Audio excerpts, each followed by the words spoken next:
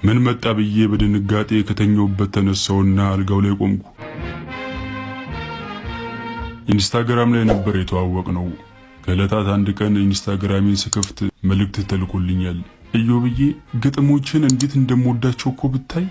አባቴ ነገ ልደቱ ነው፣ ሰርፕራይዝ ላድርገው፣ በእናት አንድ ያጠራ ያለ ግጥም ጻፍልኝ ይላል። የልጅቷ ስም ጽናት ነው። ፕሮፋይሏ ውስጥ ገብቼ ፎቶዎቿን አየት ማድረግ ጀመርኩኝ። ልጅቷ ልቅም ያለች ቆንጆ ናት። ይህን ውበት እያዩ ማለፍማ ግፍ ነው አልኩና ከአባትሽ በፊት ግን ቀድሜ ላንቺ ብጽፍ አይሻልም አልኳት። ወይኔ የምትመልስልኝ ራሱ አልመሰለኝም ነበር እኮ። ቴንኪው በጣም። የኔ ልደት ቀጣይ ወር ስለሆነ ለኔ ያኔ ትጽፍልኛለህ። አሁን ግን ለአባቴ ጻፍልኝ፣ 3 መስመር ራሱ በቂ ናት አለችኝ። እሺ አባቴ ስም ማን ነው? ስራውስ ምንድነው? ገዛኝ ይባላል። ጀነራል ነው። ጀነራል ማለት ጀነራል ትሬዲንግ ነው የሚሰራው? ኖ ጀነራል የሥራው ማዕረግ ነው። የቀድሞ የኢትዮጵያ ሰራዊት ወታደር ነው። ኦ ነው እንዴ?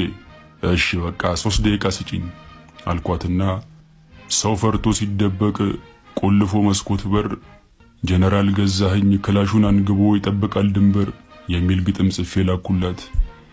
ኦ ማይ ጋድ በጣም አመሰግናለሁ አባቢ፣ በጣም ነው ደስ የሚለው። ቴንክ ዩ ሶ ማች። ምሳ ጋብዤ ላመሰግን እፈልጋለሁ ብላ ቁጥሬን ወሰደች።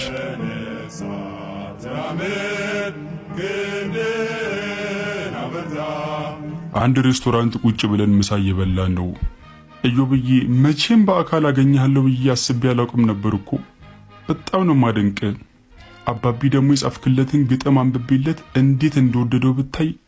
በጣም ነው ደስ ያለው አለችኝ። አመሰግናለሁ አልኳት። አጎረሰችኝ። ከምግቡ ይሁን ከእጇ እንጃ ምግቡ በጣም ጣፈጠኝ። ከጽናት ጋር የተላመድን መጣን።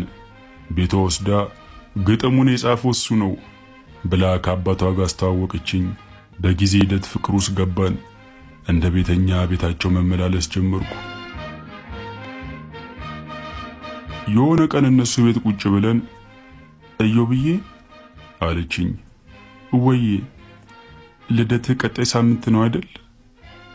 አዎ ማሬ፣ ምን ነው?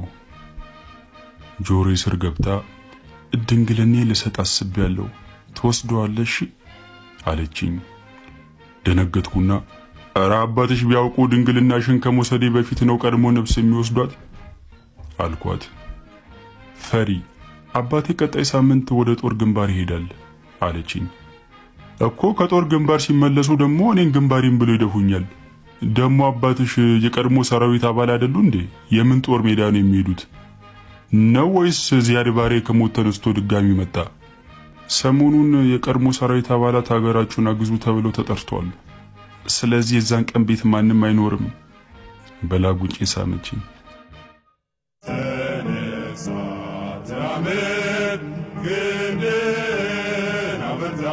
እነ ጽናት ቤት አልጋ ላይ ሁለታችንም መለበላችንን ሆነን አንሶላ ውስጥ ገብተን ተኝተናል። ሳላስበው እንቅልፍ ሸለብ አረገኝ። ጽናት በንዴት ነቀነቀችኝና እንዴ ምንድነው? ናፕ ልታደርግ ነው እንዴ መጣው? ጀምር እንጂ ነው ወይስ ፊሽካ የሚነፋ ዳኛ እስኪመጣ እየጠበክ ነው አለችኝ።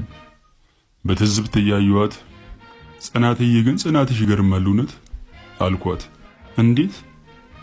አባትሽ እዛ ጦር ሜዳ ከጠላት ጋር እየታገለ አንቺ እዚህ አልጋ ላይ ከኔ ጋር ስትታገይ ምንም አይመስልሽም? ድንገት የምኝታ ቤቱ በር በኃይል ተደበደበ።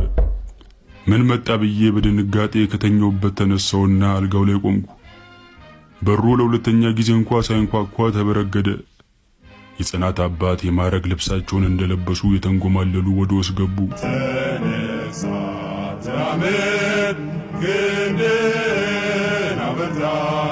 ጽናት አንሶላውን ሰውነቷ ላይ ጠቀለለችና አባቢ ብላ ከአልጋው ላይ ወርዳ ቆመች። የጽናት አባት እሺ ገጣሚው፣ እኔ እኮ ግጥም ብቻ መስለኝ ነበር የምትገጥመው፣ ለካ ሌላም ነገር ትገጥማለህ ብለው ወደ እኔ መጠጋት ጀመሩ። አዎ ጀነራል፣ ለ2 ዓመት ከተኩል ያህል የቧንቧ መቅጠም ሥራ ሰርቻለሁ አልኳቸው ወደ ኋላ እያፈገፈኩ። የግዴን ጋሼ ግን ጦርነቱ አልቆ ነው እንዴ ተመለሱት? ምን ነው ፈጠኑ አልኳቸው። አዎ ከዛ በፊት እዚህ መጨረሻው ጦርነት አለ ብለው ከጎን የወሸጉትን ሽጉጥ አወጡና ግንባሬ ላይ ደቀኑ። በሁለት እጆቼ ጭንቅላቴን ይዤ መሬት ላይ ተንበረከኩ። ጽናት ጮቷን አቀለጠችው። የጽናት አባት ቁልቁል እያዩኝ የመጨረሻ የምትናገረው ቃል አለ ወይስ ልድፋ አሉኝ። ሽቅብ እያዩዋቸው ጀነራል ለኔ የሚያባክኑትን ጥይት እኮ አንድ ጠላት ይገሉበታል አልኳቸው። ጭራሽ የምክር አገልግሎት ተሰጠኛለህ ብለው ሽጉጣቸውን አቀባበሉት። ጽናት ልቧን ያዘችና መሬት ላይ ተዝለፍልፋ ወደቀች። ሰይጣን ከሰማይ ወደ ምድር ወደቀ ሚለውን ትምህርት ስሰማ ራሱ እንደዚህ ደስ አላለኝም። መለመሌን እንደሆንኩ ሁለቱንም ዘልዬ አልፌያቸው እግሬ አውጭኝ አልኩ። ተነሳ ተራመድ ክንድህን አበርታ ለአገር ብልጽግና ለወገን መከታ። ተነሳ ተራመድ ክንድህን አበርታ ለአገር ብልጽግና ለወገን መከታ።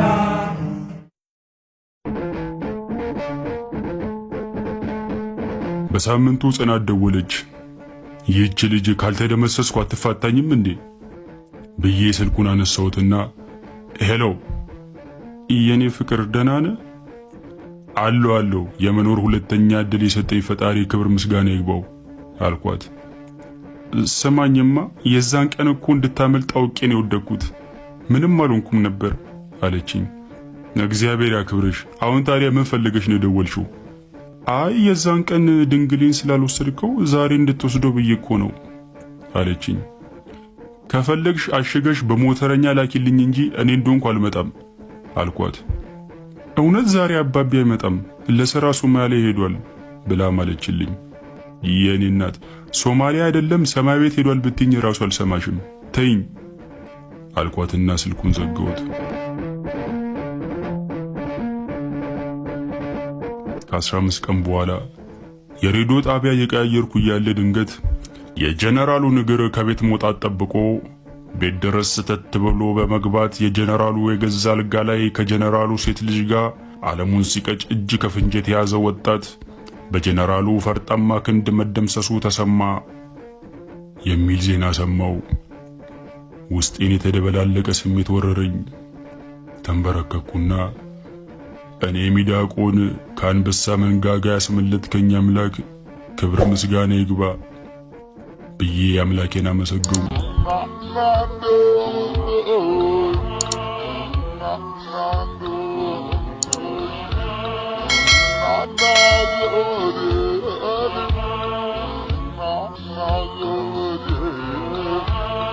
Nargile